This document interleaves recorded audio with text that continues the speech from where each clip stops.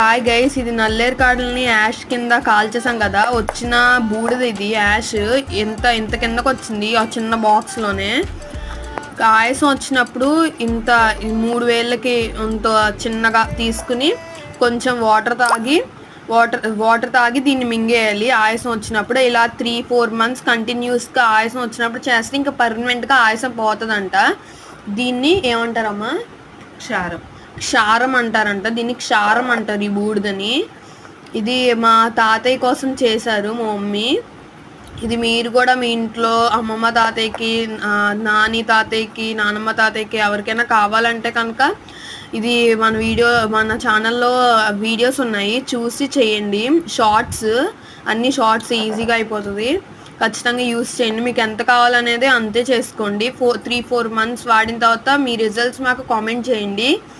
ఓకేనా? Bye bye.